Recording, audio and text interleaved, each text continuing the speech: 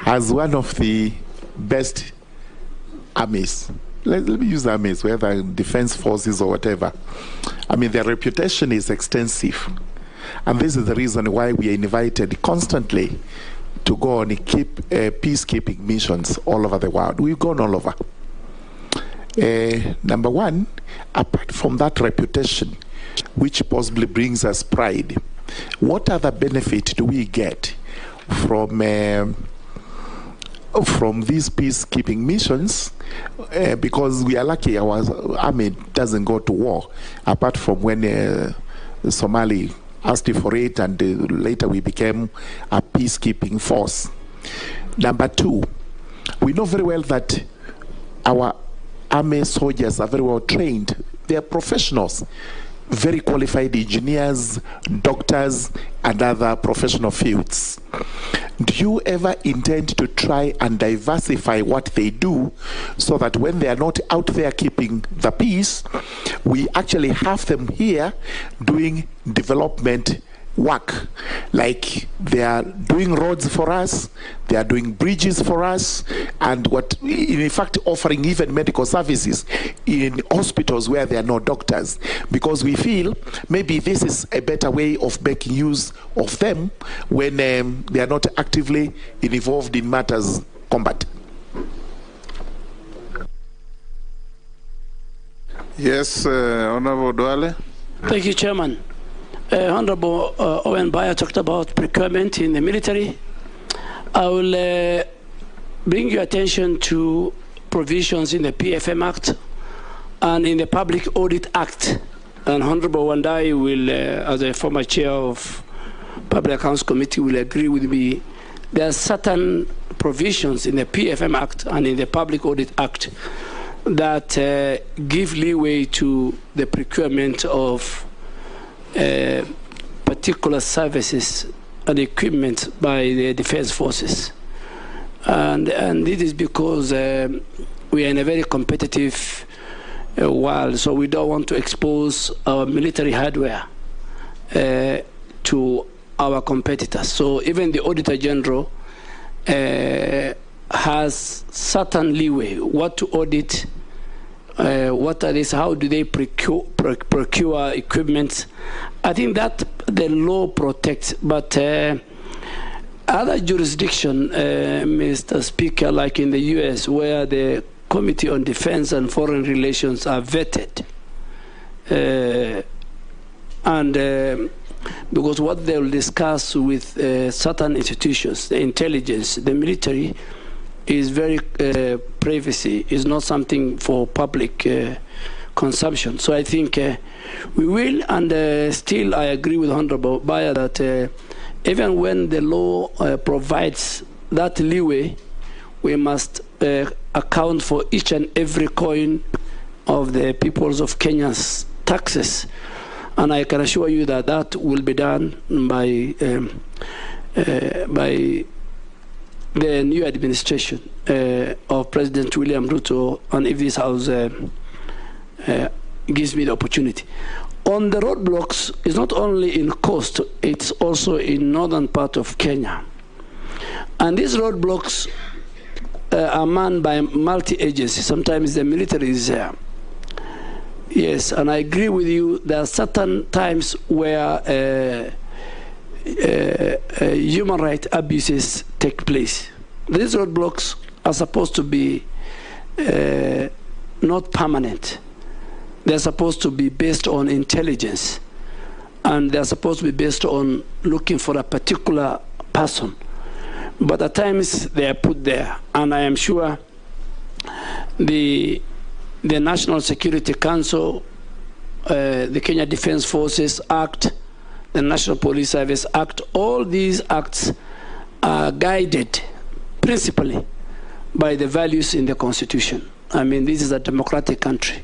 In fact, for KDF, it says in the act, they must at all times defend and protect the Bill of Rights. The Bill of Rights is wide. It talks about human rights, you know, and all this. So, Honorable Bayer, I don't think if this House agrees with me that those roadblocks will be roadblocks with a purpose and not to disfranchise and affect the human rights of the people. I am also a victim. If you drive to Garissa, you'll find those roadblocks. Those roadblocks, just like the way the president dealt with the men and women who were involved in the extrajudicial killing, I'm sure even those ones who are now manning roadblocks, with the new IG coming, if both houses approve, things will be different.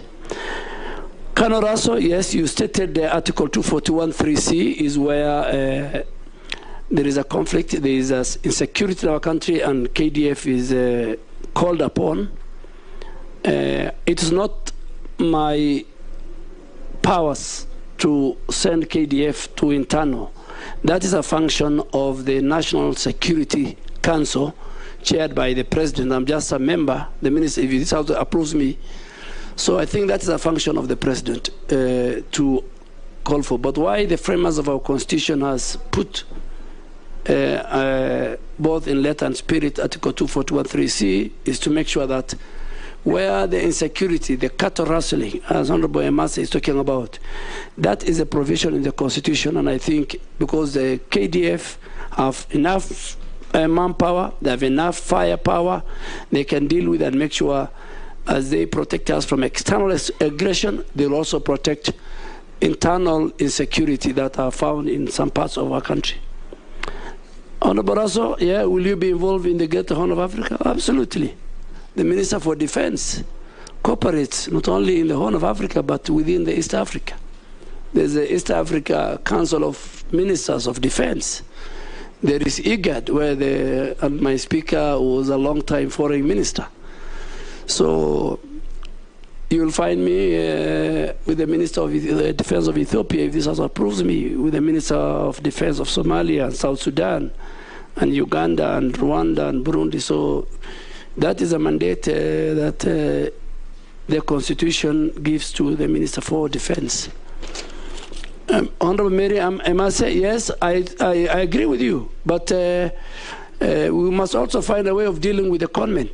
Before the recruitment, KDF says, please don't canvass, don't lobby. So KDF can only deal with its officers. And I've said 7 officers are now facing court martial, 16 servicemen and women.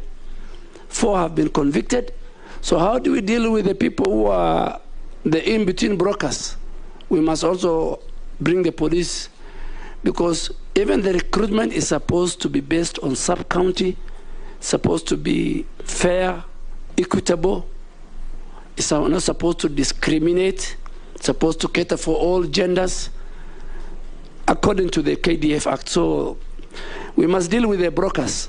Then KDF, the Defense Ministry, will deal with its officers who are engaged in corruption during recruitment.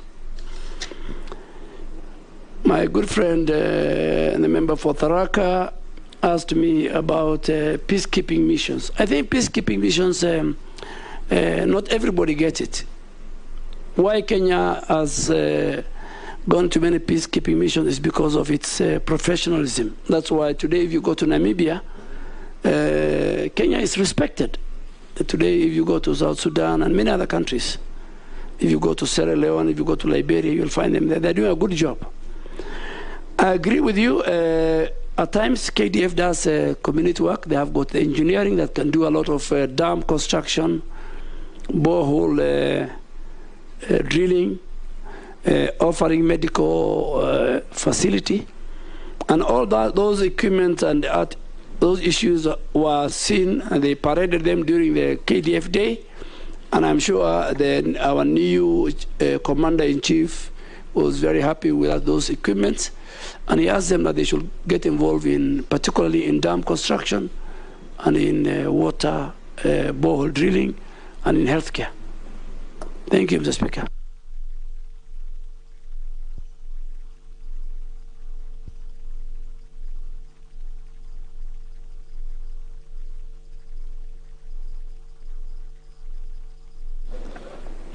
Thank you. Have a chance. Yeah. Don't emulate Mama Mish. Thank Thank you, Mr. Speaker. Mr. Speaker, I wanted to ask the nominee that the nominee has served as the majority leader in Parliament for many years.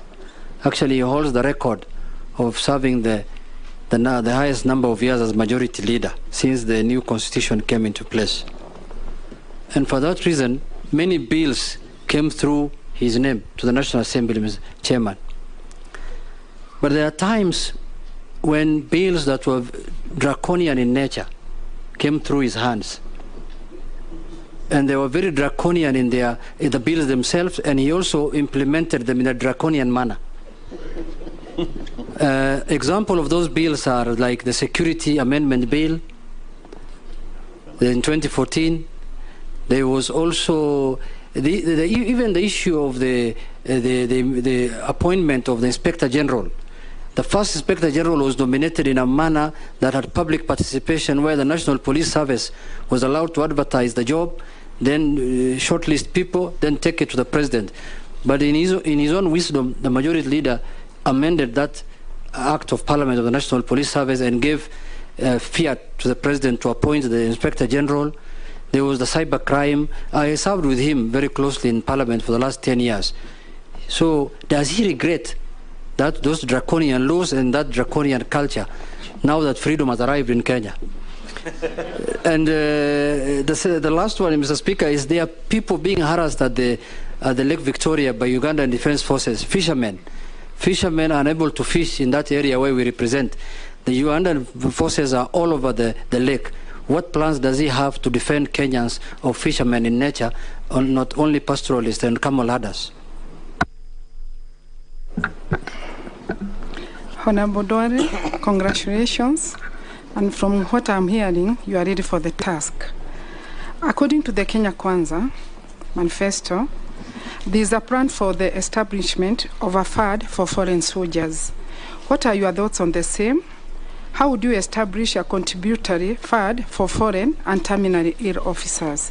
Because you know they are the people who are fighting on our behalf and they are really suffering. Ferdinand, nominee, I want to ask a question. Sometimes back, I think I saw a hunt, and I didn't go there to find out. I think some administration was embarking on building the wall, protective wall between Kenya and Somalia. I don't know how far they've gone. Given the current, even if it is to continue, given the current technology, is that project really viable? Was this a waste of public fund? Because a wall is a wall, but technology now, the current technology, you don't have to have the wall to defend yourself. What was the next?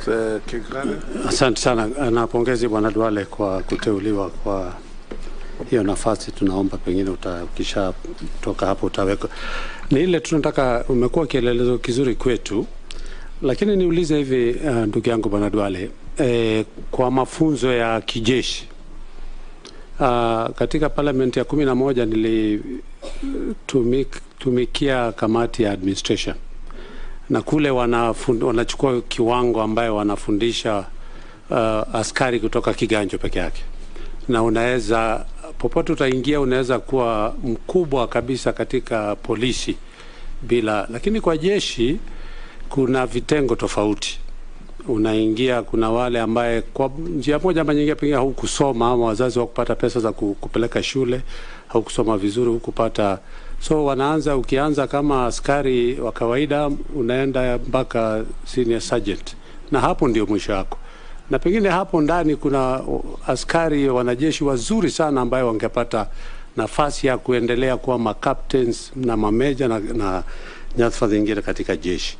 Pengine ungeweza kutuambia kuna mpangilio yote ya kubadilisha mfumo huo wa mafunzo ya wanajeshi, hivi kwamba mtu yote anaweza kuwa chochote pale kwa jeshi, kutoka ranki ya chini mpaka kule juu. Ya pili pia, ingawaje tulikuwa napata mwaliko zamani, miaka 3 hivi tulinyimwa mwaliko. Pale kwetu Nakuru kuna training ya cadets. For 4 years hatujapata mwaliko, lakini naomba sasa pengine tutaanza kupata mwaliko. Tunapoenda katika ile siku ya pass out, tulikuwa tunaona kuna wanajeshi wengine kutoka Uganda na nchi zingine za majirani. Na ile swali lilikuwa tunaulizana, pengine kwa sasa tuko marafiki na nchi jirani, na baadaye pengine hatujui itakuwa namna gani.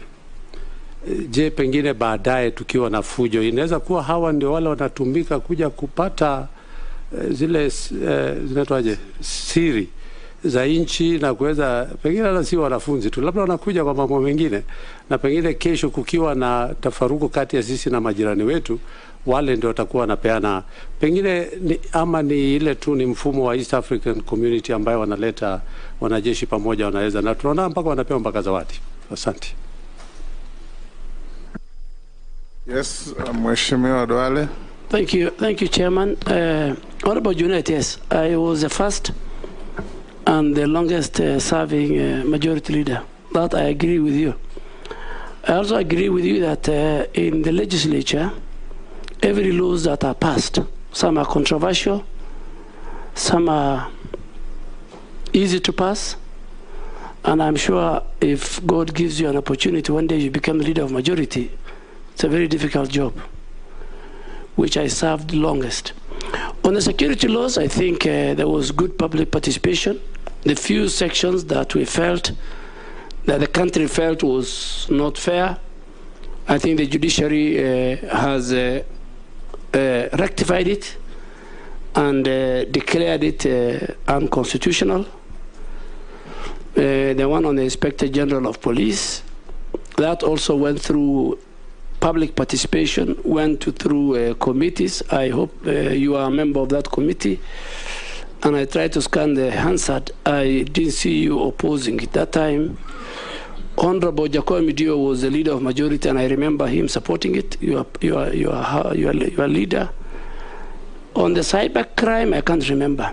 Member of a committee. Yeah, but it passed. And I am sure, you know, Mr. Speaker, you allow me on a light touch.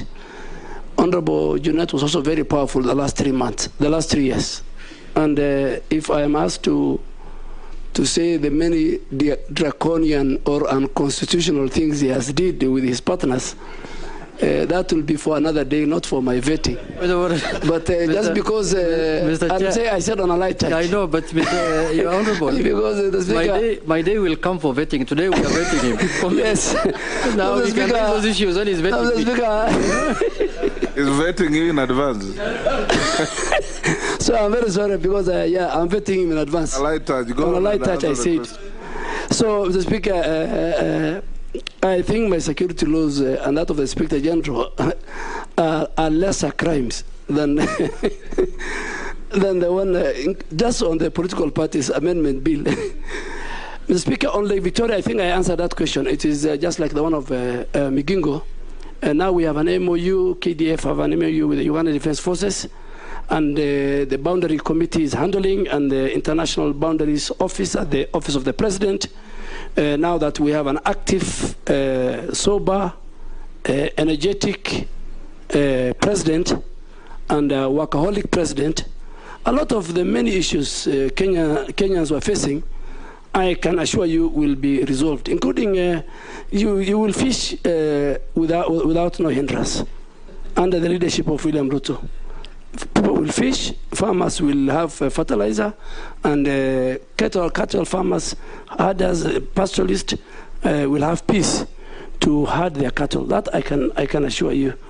Because that is what we stand for as a coalition. Honorable Mukami, yes, the House passed the Veterans Bill just before we went on Saturday, I think in May.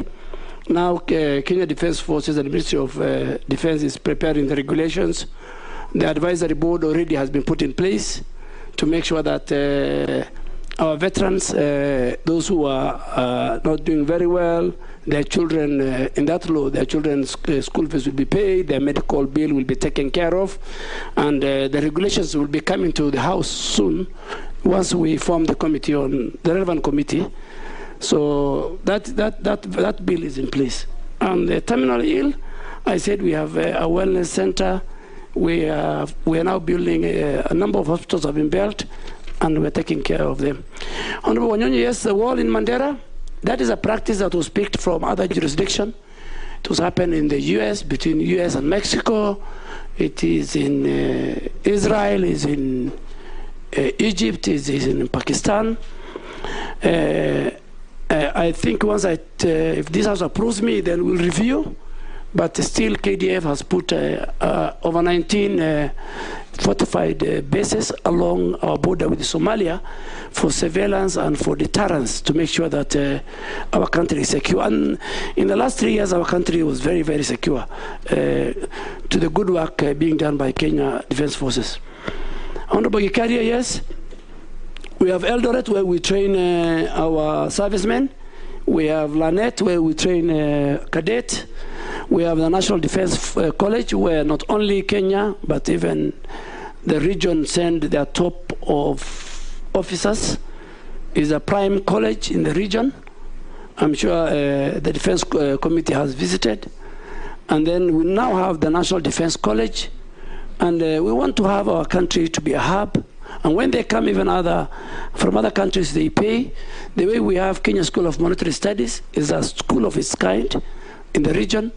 Kenya School of Government, Kenya Revenue Authority, and I'm sure, Mr. Speaker, under your leadership, you will enhance the Parliamentary Institute, where we want to tap the talent in our country from neighboring countries to send. So, but there is always, Honorable Gikaria, career progression in KDF. Nakuru Academy, you have been denied. You know the reason why you have been denied. I want to confirm to you that not only me, the Commander-in-Chief will allow each and every leader